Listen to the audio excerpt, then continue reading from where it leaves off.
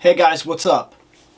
Let's do a collection pickup because I had a pretty good day yesterday.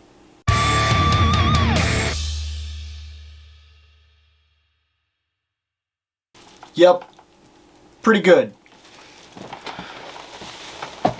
Oh, put all that down there because, wow. So I went out to Warp Drive last night. Warp Drive Toys is a store that I go out to quite often, and I also made a trip down to Target.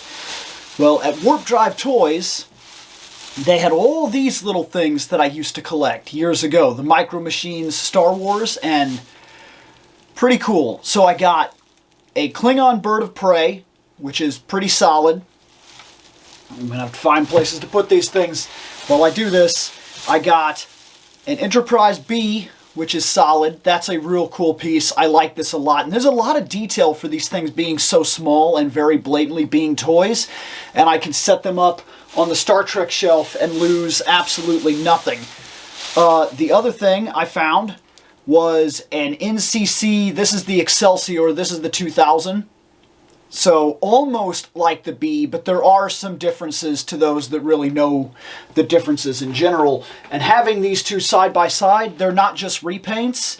There are those little differences in these two ships, which really is cool because it shows that they went for details rather than just stuffing this in your face and being like, hey, here you go. Here it is. Good luck to you. Hope you figured it out. Like they didn't just, how do I put this? I'm saying it wrong because it's not normally something this close would be a repaint and they'd hope you didn't notice. But they went out of their way to make sure that these two ships were not the same ship because they're not. Yeah, they're the same class, but they're not the same ship. I just think that's so cool. This we will talk about in a minute. I found Riker's Enterprise. So that's Riker's Enterprise. That's really cool. That's from All Good Things. That's the very last 2 episodes of the, I guess you could call it one episode because it's like a 2-parter, I believe, if I remember right. Maybe I'm wrong, but I thought that was a 2-parter. Anyways, that's from All Good Things, from The Next Generation, and that's really cool. That's when Riker, that's when, I think he's Admiral Riker, takes over and picks his flagship, and what he picks is the Enterprise. This is really cool. It has that 3rd engine on it on the top, the 3rd nacelle, not engine, and it also has the big gun on the bottom. I can't remember what that's called. It's really cool. It's a really cool piece. I got a Romulan Bird of Prey, and it's pretty solid. The paint and everything on the bottom is pretty solid. It really stands out. It's nice. The top is just a dinner plate. I mean, it is. That's what it is. But it's cool. Original series stuff is always cool. You know I'm always happy to find that. And speaking in which, here is the Reliant. So that's cool too. I found the Reliant, so I got Khan's ship. That's pretty cool. Like, there were a lot of these there. And yeah, it's really cool. Here's Picard's old ship. I got the Stargazer. So that's awesome. I was very surprised to see that sitting in there. And it's even all gross and colored. It's kind of that yellowish color and everything. I really like that. Okay. Here's a Klingon Warbird, if I remember right. That's what that is. So that's cool. Battle cruiser or whatever. This is cool. And then you can tell my mind is all over the place. It's been a crazy couple days. But look at this. I got the Botany Bay. That is really cool. That's the Botany Bay. So they did one in these small ships for the Botany Bay for Micro Machines. I actually didn't know that. I came across this and I was like, oh crap. That's too cool. I need that. And then of course, because, of course, I found an Enterprise, an original ship. I was like, yeah, definitely. Without a doubt, that's something I need. That's something I need. So, that was all for the miniatures that I picked up.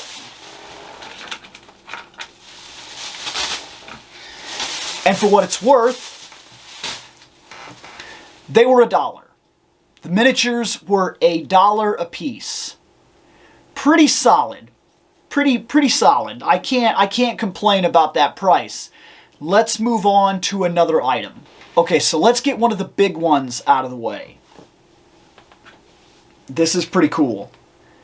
This is an actual original Playmates Enterprise. That is exactly what this is. This is the Playmates version of the original NCC 1701. That is solid. That is tremendous. That is cool. This is a beautiful piece. Oh, and get this.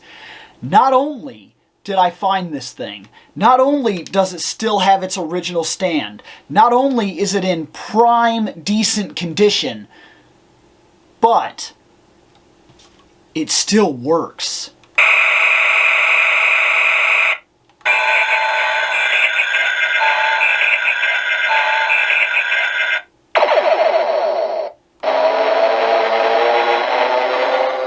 Wow.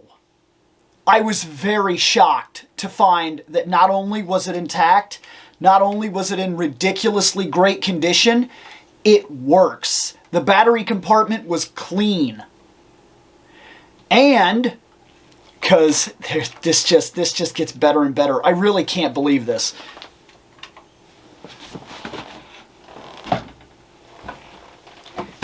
It still had its box. Isn't that crazy? Yes, it still had the box. Sometimes with me, a box is a meh, who cares? And sometimes with me, it is amazing to have the box. In this case, I really think this is cool because this falls back to my childhood. It represents something that I grew up with. I was very into the Star Trek toys. Remember, I did a top 10 toys that basically encompassed my life.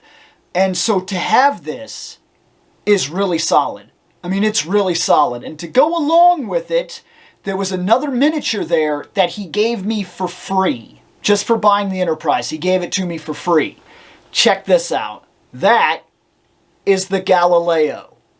The same Galileo from one of the best episodes, the Galileo 7. That's what that is. That is the miniature for the Galileo 7 episode. That is awesome. And because it's so small, it looks real good just kind of alongside that ship. So that is phenomenal. Now, you could say, Bill, why did you want this when you have the better version of it downstairs? And you would be right. If you've watched my show long enough, if you've seen where I introduce ships and things like that and talked about what I have, I do have the, I believe it was Crystal Dynamic. I have that ship. And so yeah, this is cheap by comparison. But this is something that I grew up with. It's something that truly interested me, and the color. See, Crystal Dynamic and a lot of the other models that have come out, especially lately for this ship, have all been this gray color. But when you watched this on television, and it flew by the screen, oftentimes, if you watch it without all the updated graphic things, the model shone almost white. And so this coloring is really solid and really kind of pops in the original series feel, and I really like that. It's a little thicker, a little sturdier than the other one. The other one may look better in certain ideas, but this is still a solid piece on its own. The Playmates toys did not do bad work at all. It is really solid. To have the box is going to be really cool as well. All in all, this part of the pickup was astonishing. I am absolutely floored. The box has a little damage here. There's a cut right here. But I don't think it's that big of a deal. I think that for its time, and the fact that it still has its Toys R Us original I bought this $24 sticker on it, I mean, this is crazy. This is a straight up piece of history at this point. Legit. impressed. Legit impressed. I was shocked to find this. And because I like to drop in the pickups, I'm going to start making it a point to drop price and talk about how much something sets me back, or if it's, you know, if it was a bad deal or not. 30 bucks. Now, it would have been 40 bucks, but I had, because I shop at this place quite a bit, I have deals and whatnot that I get, and I also build up a type of credit that then can get me 10% and 15% off and things like that off total orders and whatnot. So relatively, everything considered, it was about $30 for me. Not a bad deal at all. Very, very solid. Let's move on to another item. So sticking with Star Trek, I got a stand. There. Pretty nice, right? Yeah, got a stand. Why would I get a stand? I mean, of course, you know that I put the Trek guys up here not way too long ago, and they all have their own stands. And you know that I unboxed Old Man Spock, and he has a stand already. So why am I buying a stand? This is why. This here is why. Oh yes. This is a Wrath of Khan Captain Spock. This is phenomenal. It's an absolutely phenomenal piece. He's going to look great once I get him out of that box. And he's going to look wonderful. I'm sure there's a stand in here, but I think it's like a cheap little thing. It's just like a little circle tray or whatever. He's going to look way better on this stand. Warp Drive Toys was selling this stand. It was like $1 for the stand. So I was like, oh man. I was like, you know what? Yeah, I'll do it. To be able to put Captain Spock on something that's really cool, yeah, I'm 100% with. I'm 100% on top of that. I like that. I love that idea. This is cool. This is going to be a fantastic piece in the collection, especially now that I'm actually collecting those things. He was 20 bucks. Now, there were others there, but I only have so much money.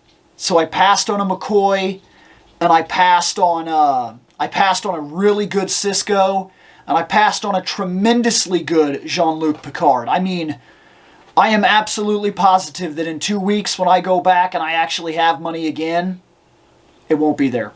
It's too good. It was too good. I mean, it was Sir Patrick Stewart in the absolute likeness. I was impressed by it. And he was only like 30 bucks.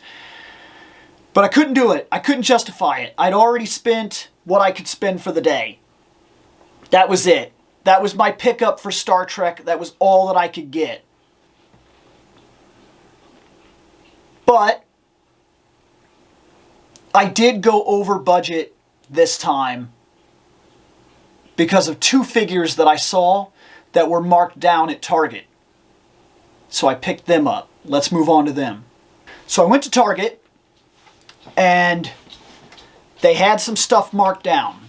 They had all MOTU toys marked down to like 20 bucks. The reason this is a big deal is because the deluxes, depending on where you go, can be anywhere, can be as high as $40 for a single character. And I got two. I found Faker from the Masterverse collection. And along with Faker, get that artwork in there. You know I like that artwork. Oh, there's my dog. There's my dog. What are you doing? You're interrupting my video. You interrupt my video. I'm trying to show people toys. You don't even care? She don't even care. She don't even care. She doesn't. She wants attention right now. Okay, let me show King Grayskull. You get out of here. Here's King Grayskull. This is the other one that I got. Oh, you're back. You're back that quick. So that's cool. The artwork and everything right there. At this point, I'm the only one home. So she wants my attention, and that's the way it is. So these guys don't get a big talk necessarily like the other ones do. That's just the way it is. You know, I'm not like a professional show. I'm very much just, this is my hobby, this is my thing that I like to share. It's the episodes I like to do. I'm unscripted, as you can tell. But look, King Grayskull, I think this is an absolutely fantastic design. I think it's absolutely fantastic. It's one of the best redesigns in the entirety of the series. I'm serious about that. This is fantastic. I love the fact that he has the split sword, that he has the two halves, harkening back to the idea that originally these were two blades that went together to form the sword. I love that, because it also brings into question little things about the lineage that they've created. I love the malleability of the universe, where it just keeps changing. Sometimes I hate that. Sometimes I hate it. But I really like the idea that it's harkening back and building a universe. And when you think about something, the Sword of He comes to the planet with Hero. And then Hero dies, and Grayskull gets the sword. And then Grayskull is the one that decides, this thing is too powerful for me to just carry around with me all the time. So he puts the power into the orb. The orb goes into Castle Grayskull. They hide it in Castle Grayskull. And upon his death, that now it's kind of almost like a Wi-Fi-esque thing where the sword kind of connects to that orb in Castle Grayskull and channels energy and acts as a conduit in order to control the power that goes to the person that's granted that ability. So then you have the sorceress, who was his wife, that decides that this needs to be looked after. And so she and followers of her, descendants of her, people that she basically, like apprentices of her magic, kind of take that in, and it becomes this big thing where through the generations, a sorceress has always guarded the power, and a sorceress will choose a champion and kind of gift the sword, and you kind of go down the line. But I like that if you think about a story that old, and you think about legends, and we're talking thousands of years. And the original playstyle was that there were two swords. There were two. Not one, two. And the two swords came together to form the Sword of He. Then now, through history and legends, what's to say that Hero didn't show up with two swords, but only one that he wielded? And then King Grayskull may have been the first one to put the swords together. Or maybe he did just use both of them, and somewhere down the line they were placed together. I mean, legend is legend. And a sword of power is just legend.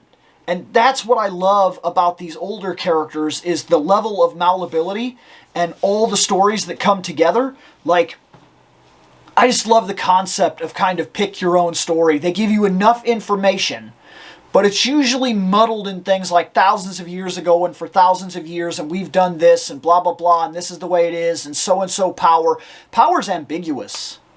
The power of Grayskull, what is it? I mean, I know that they have canon explanations, but at the same time, all of those canon explanations are from Preternia. And they're so long ago that there's no guarantee that the information is right. It's legend history at this point. And legend history is fallible. It's not a guarantee. And so I love that they take little concepts like this, especially in Revelation, and they're kind of trying to work it out and build kind of a new continuity off certain things. And you can very much tell this is its own universe. I know that it claimed to be a continuation of the 80s series. It's not. It can't be. There are little things inside of it that are just different, like Roboto was built by Man-at-Arms in this continuity, where Roboto is not built by Man-at-Arms. If I remember right, he came from space in the original continuity, and other little tiny things. There's a lot of little tiny things you can pick out, and you can say, no, there's no way, it's not the same universe. But that's fine that it's not the same universe. The mini comics universe is its own universe. The Classics line comic book stuff that came out was its own universe. That was very much following the Classics line of figures. The original series is its own line of continuity in general. Revelations is its own line of continuity, and all of these things take and borrow from one another as the convenience allows, and then tells its own story. Even the 2002 series, the 2000X series is what people call it, that's its own universe. That is not part of the 80s stuff, and people seem to love that.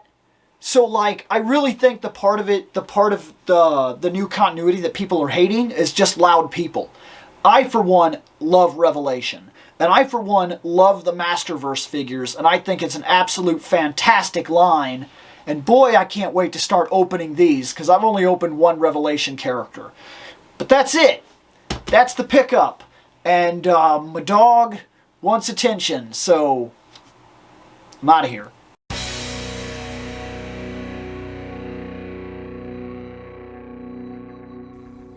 I have spoken.